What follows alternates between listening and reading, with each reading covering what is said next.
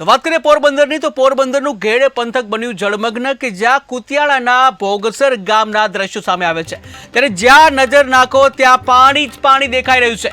ત્યારે ઘેડ પંથકમાં પાણીના કારણે તારાજી સર્જાઈ, જ્યાં હાલ 29 જેટલા ગામો સંપર્ક વિહોણા બન્યા છે।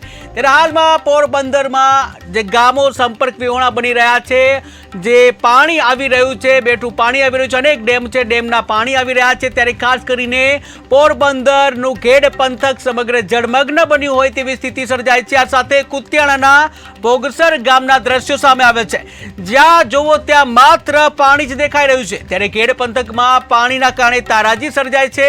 ત્યારે હાલ વાત કરીએ તો હાલ 29 જેટલા ગામો સંપર્ક વિહોણા બન્યા છે।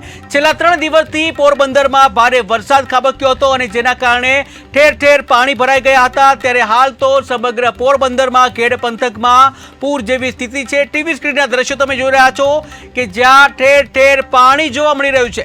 ત્યારે બચાવ કામગીરી પણ પૂરજોશમાં ચાલી રહી છે। એનડીઆરએફની એક વધુ ટીમ પણ ઉતારવામાં આવી છે।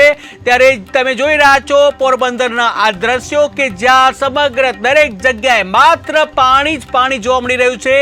ઘેડ પંથક જળમગ્ન બન્યું છે। કુતિયાળાના ભોગસર ગામના દ્રશ્યો તમે જોઈ રહ્યા છો, ચારે કોર પાણી જોવા મળી રહ્યું છે કે જ્યાં જો ત્યાં માત્ર પાણી જ દેખાઈ રહ્યું છે।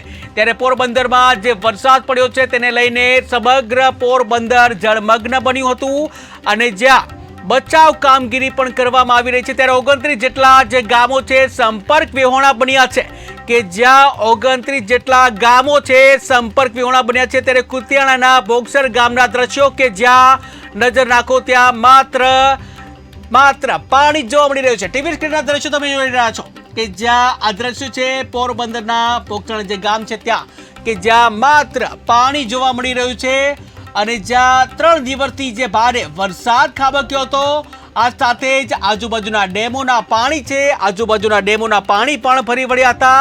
ત્યારે ઘેડ પંથકમાં પાણીના કારણે ભારે તારાજી સર્જાય છે। ત્યારે હાલ તો 29 જેટલા ગામો સંપર્ક વિહોણા બન્યા છે।